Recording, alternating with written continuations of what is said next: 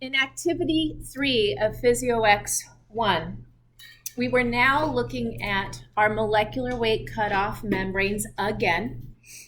We were playing with sodium chloride, glucose, and albumin. 3 out of the 4 solutes that we played with in activity 1. So already we should have a preconceived idea of what solute could move and when, using which molecular weight cutoff. Knowing that if a solute cannot move, if a solute is found in unequal quantity per unit volume across the cell membrane, if the solute cannot move, what will? Water. And in this activity, if you look at the picture in your physioEx, we were playing with these chambers that had tops to them, pistons.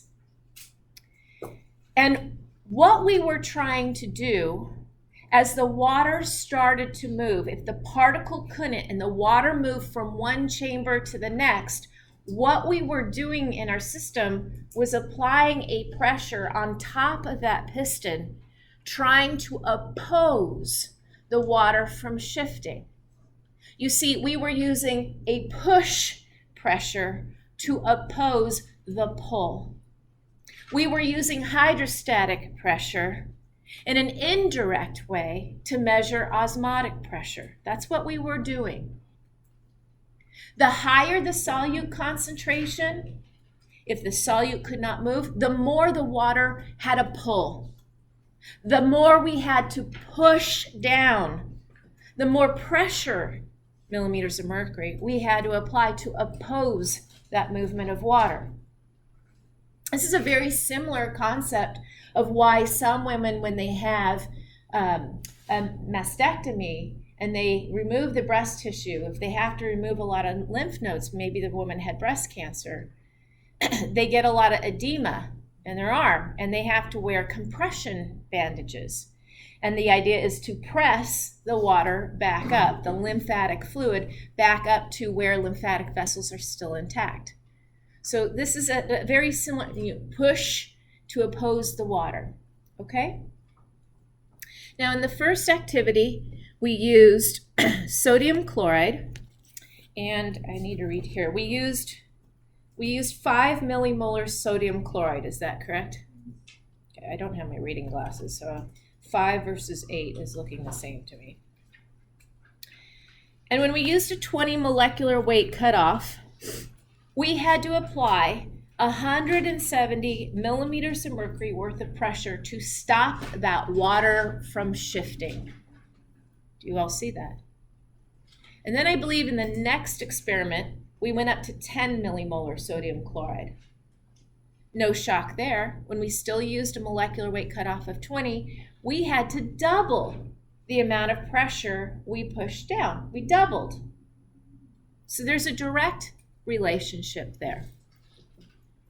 Then we used sodium chloride, but with a molecular weight cutoff of 50.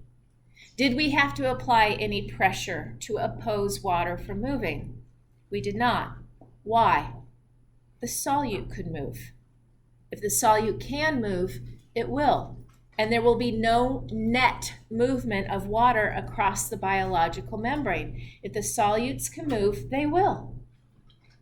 And we only need to worry about transient changes of water, not net. Are you okay with that? Then we went on to glucose.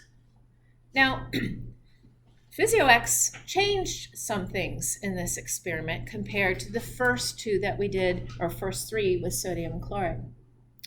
We didn't play with 5 millimolar glucose. We didn't play with 10. We played with 8. And we played with a molecular weight cutoff of 100. And from the first activity, we should know that glucose cannot move across that molecular weight cutoff. And we were told that we had to apply a pressure of 136 millimeters of mercury to oppose the water from shifting. Now here's my challenge to you. I want to know exactly how much pressure you would have to apply if we had played with 10 millimolar glucose? Not 8. Any ideas? Number 1, it's right there in front of your paper. Number 2, you've already been tested on this math 2 weeks ago.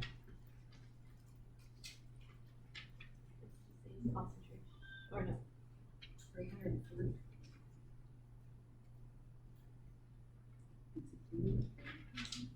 Nope. First of all, does glucose dissociate? So if I am playing with 10 millimolar glucose, do you understand that that is the same as 10 milliosmolar? Do you agree? Okay. The first activity we did was with sodium chloride, and it was with 5 millimolar. What does sodium chloride do? Dissociate. So that's 10 milliosmolar.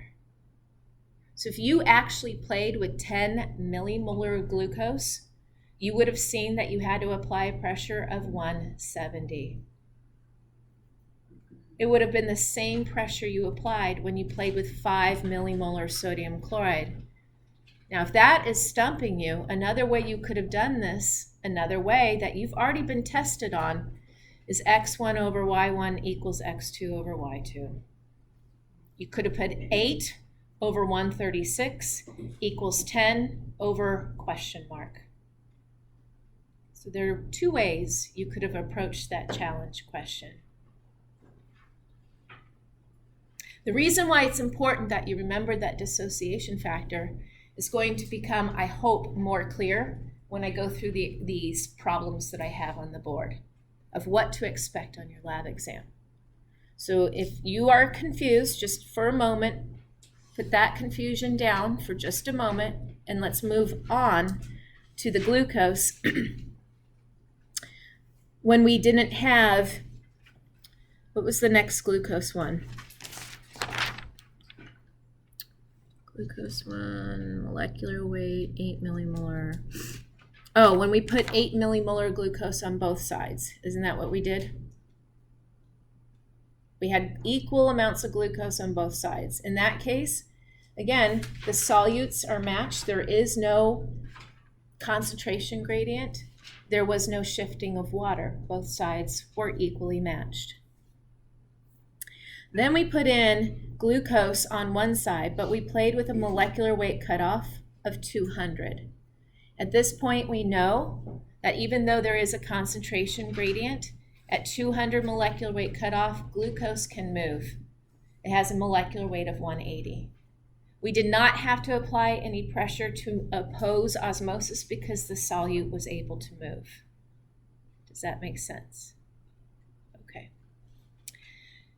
In the last experiment, we had albumin and glucose. And we played with a molecular weight cutoff of 200. And yet we had to apply a pressure of about 153 to oppose movement of water. And the reason is glucose could move, but albumin couldn't. And we are going to go through some practice problems on the board right now where you will realize if one solute can move, but the other one can't, then the osmotic pressure will build on the side of the solute that cannot move. Are you ready to do some of these practice problems? On your lab exam, you will not have pictures. You will have descriptions.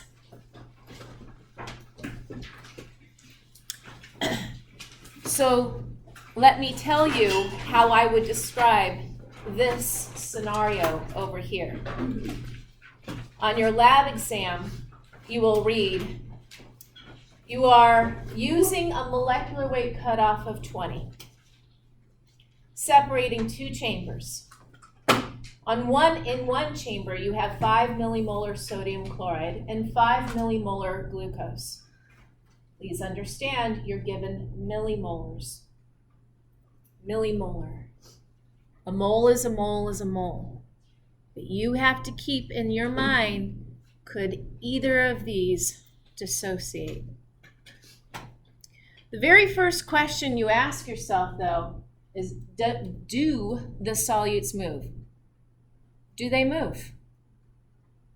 In this scenario, do either one of them move? Molecular weight cutoff of 20. Neither one does. If your answer is neither one does, then you have to ask yourself, do either of these solutes dissociate? Do they? Sodium chloride.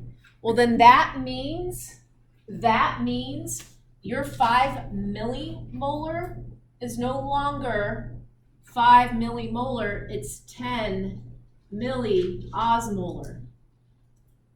You have more particles on one side than the other. So which way will the water shift? To which side? Not to glucose. Glucose still has 5 milliosmolar. It does not dissociate. If there are unequal particles across the cell membrane and the particles cannot move, what will? Which way will the water move? Particles suck. See, water doesn't care what kind of particles they are. If they are unequal quantity per unit volume and the particles cannot move, water will. And it will move to the side with the highest particle count. In this case, the water will shift towards the sodium chloride side.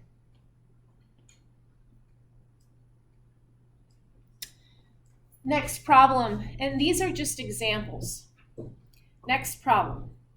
You're playing with a molecular weight cutoff of 50. You have 5 millimolar sodium chloride, 5 millimolar glucose, in each one of each chamber. First question you ask, do either of these solutes move? Do they not move? Does one move? One moves. Okay, so then we're doing this scenario here. One moves. Which one moves? Sodium chloride. What doesn't? So if sodium chloride can move, do you understand that some of the sodium chloride will move to the glucose side? And now on the glucose side, not only will we have glucose, but we will also have some sodium chloride. And that glucose side now has a higher particle count than the sodium chloride side. So which way will water move? Towards the glucose side.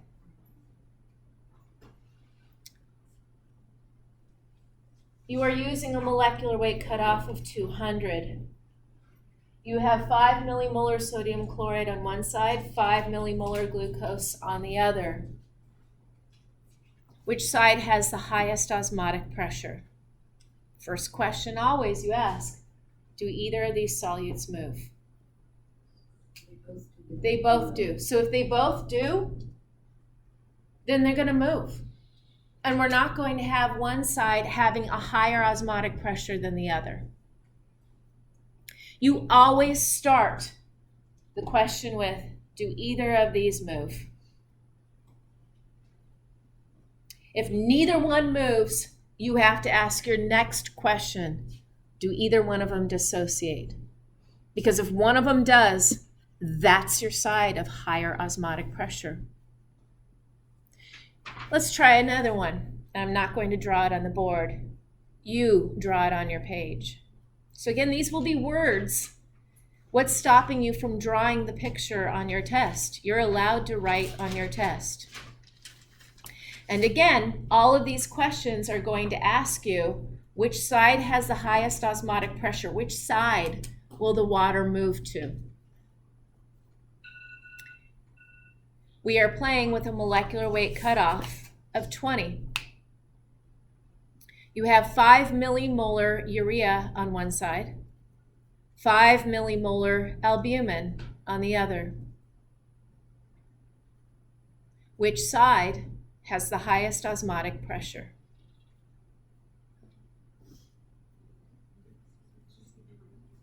let me remind you, for the lab exam, your responsibility is to remember the molecular weight cutoffs that we played with, even going back to the first activity, the 4 solutes we played with, and when they could and could not move. So again, you've got a molecular weight cutoff of 20, 5 millimolar urea on one side, 5 millimolar, albumin on the other. First question, do either of these move? No. No. Next question, do either of them dissociate? No. So then they have the same particle count, don't they? Will there be a net movement of water? No, there will not be. Good. Look, there are only so many permutations I can give you. You can figure out 4 molecular weight cutoffs, 4 solutes you played with. There are only so many ways I can ask these questions. And again, the formula works. Do either of these move? Depending on what you say, neither, one, both. Okay, then you go to the next line of questioning. And you'll nail them every time. Do you want to do another one? Okay. You're playing with a 200 molecular weight cutoff. You have 5 millimolar glucose on one side, 5 millimolar albumin on the other. Which side has the highest osmotic pressure? Do either one of these move? Glucose moves. So the one that doesn't move is albumin. Then that's the side that has the highest osmotic pressure. Good? All right. Get the idea?